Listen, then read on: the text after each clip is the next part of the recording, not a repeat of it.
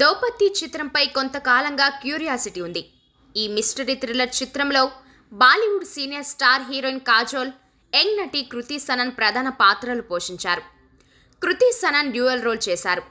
OTT కోసమే ఈ murder mystery thriller movie రూపొందింది. దౌపత్తి సినిమా స్ట్రీమింగ్ డేట్ను నెట్ఫ్లిక్స్ ఓటీటీ నేడు ప్రకటించింది.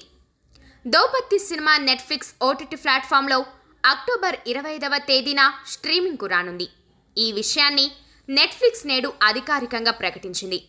ఈ మూవీ హిందీతో పాటు తెలుగు, తమిళం, ఇంగ్లీష్లోనూ అక్టోబర్ 25వ తేదీన అందుబాటులోకి రానుంది. స్ట్రీమింగ్ డేట్ కోసం ఓ వీడియోను నెట్ఫ్లిక్స్ తీసుకొచ్చింది. దౌపత్తి చిత్రంలో పోలీస్ ఆఫీసర్ పాత్ర పోషించారు కాజోల్. ఓ హత్యాయత్నం కేసులో కృతి సనన్ను విచారించాలనుకుంటారు. కృతి ఈ చిత్రంలో డ్యూయల్ రోల్ చేశారు. కవలలుగా నటించారు. వీరి నుంచి నిజాలు రాబట్టేందుకు కాజోల్ ప్రయత్నిస్తుంటారు.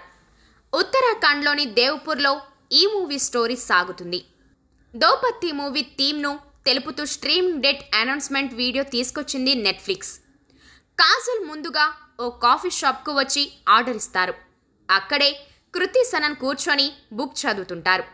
దొరికిపోయిందని కాజోల్ ఫోన్లో చెబుతారు. కృతి భుజంపై చేయి వేస్తారు. కాజోల్ను చూసిన కృతి కంగారు పడతారు. ఆ తర్వాత వెళ్ళాలని చెబితే కృతికి గన్ చూపిస్తారు కాజోల్.